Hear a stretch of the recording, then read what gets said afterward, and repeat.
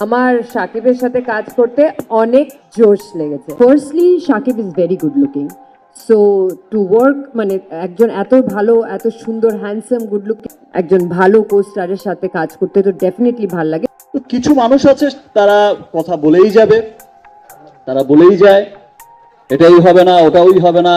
মিমির সাথে এক সিনেমা করে মিমিতে মুগ্ধ হলেন সাকিব খান। পর্দার পাশাপাশি ব্যক্তি মিমির প্রশংসা করেন সাকিব খান। এমনকি আগামী দিনের পথ চলায় মিমি চক্রবর্তীকে দেখা যাবে সাকিব খানের সাথে, যেখানে আর কোনো রকমের পাত্তা নাই অপু বুবলির।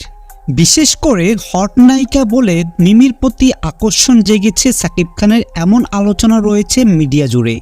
তাই তার বিস্তারিত জানতে পুরো ভিডিও জুড়ে আমাদের সঙ্গে থাকুন।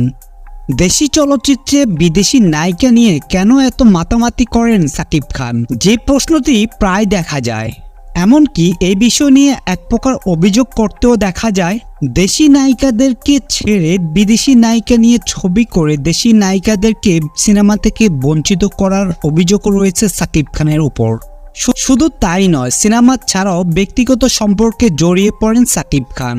তবে এসব বিষয় নিয়ে সাকিব খানের কোনো মাথা ব্যথা না থাকলেও হঠাৎ করে এবার দেখা গেল তাকে কথা বলতে। সাকিব খান বলেন, বিদেশি নায়িকাদেরকে নিয়ে সিনেমা করায় এই অভিযোগটা কারা তুলেন এটাও বুঝতে হবে। যাদের ব্যক্তি স্বার্থে বিষয়টি লাগে তারাই এই অভিযোগটা তুলেন।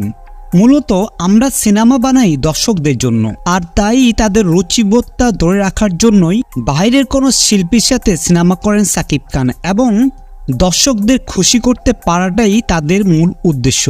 হ্যাঁ ভিউয়ার্স, এই বিষয়ে আপনাদের কোনো মন্তব্য থাকলে সেটি কমেন্ট করে জানাতে ভুলবেন না।